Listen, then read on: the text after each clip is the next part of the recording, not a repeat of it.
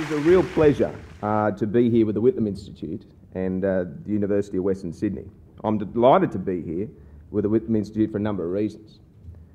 Firstly, the emergence of institutes such as this act as an important conduit in democracy. We live in the age of the soundbite, which is aimed at the 6 o'clock news, and I welcome the opportunity to engage in a more considered discussion of the issues that face us as a state and nation. One of the concerning features of modern democracies is that we are losing the ability to have informed cross-party discussions, to focus on our common values rather than our differences. It is to our detriment that partisan approaches, not collective minds, often consider the issues that matter. This institute, I hope, will in coming years take an increased interest in state issues and help all of us raise the academic foundation of policy considerations. In many respects, change the ways of old. The sad reality is that a win in Macquarie Street is often claimed for a good story on the evening news or even a photo in a paper.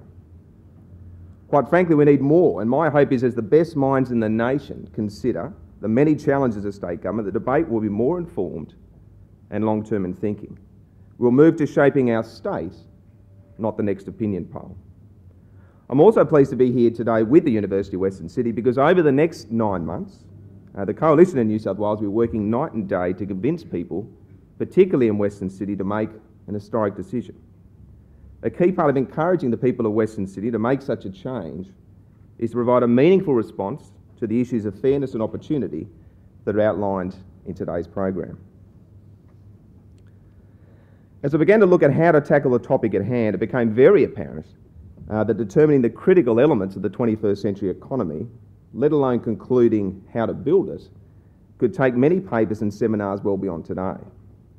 So forgive me for making just a few observations and instead then focusing on what state government can do to make a fairer society in the economy that is to come.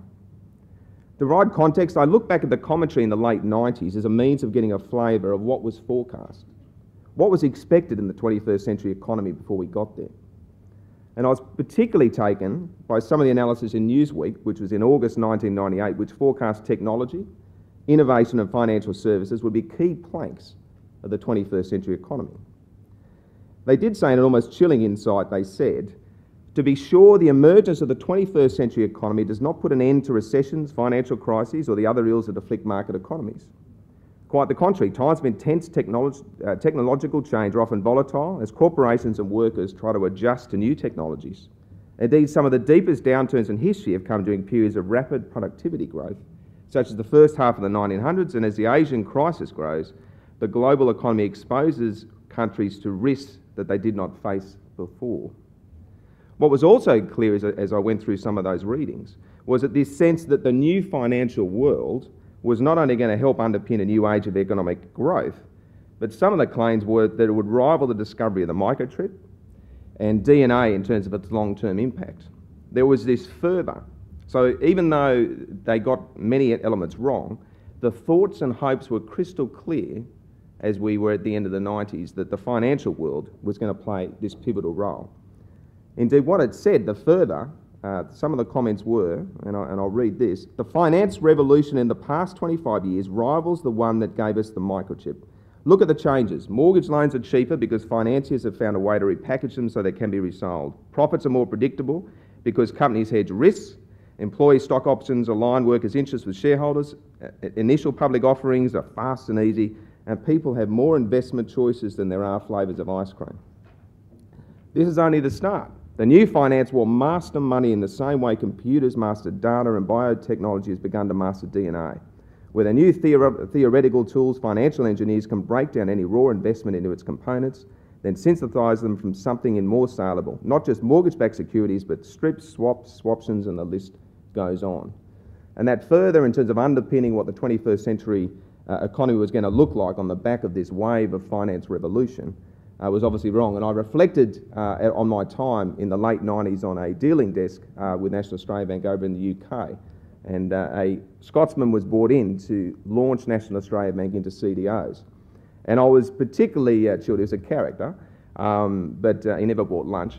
But I was particularly taken by his comments as he built these packages. He said to me, "It is amazing how you can get something that is so rotten smells so wonderful."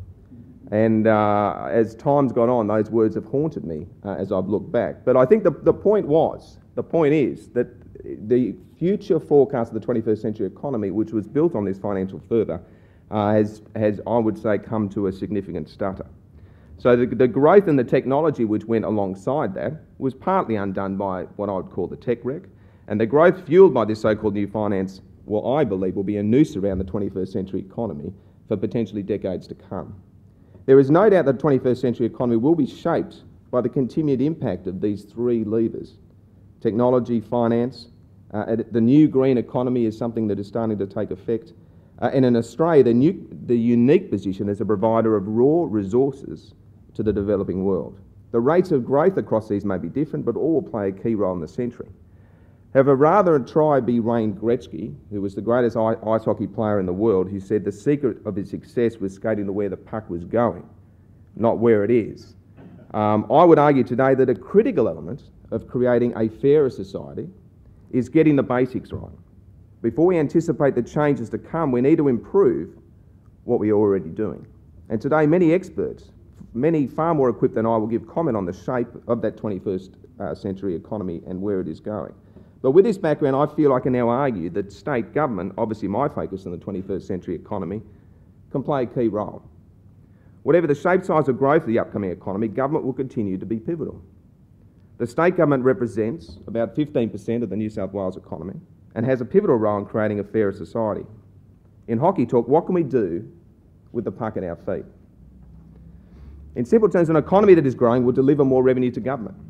This revenue, despite conflicting claims, has an opportunity to help facilitate a fairer society.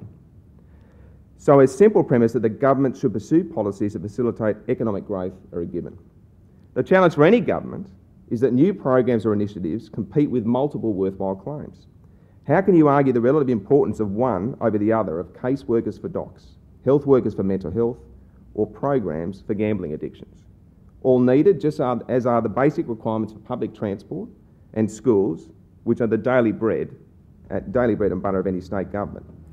My thesis is simple, and that is there is no perfect solution, but rigour in the allocation and protection of finite resources is a start of securing better outcomes.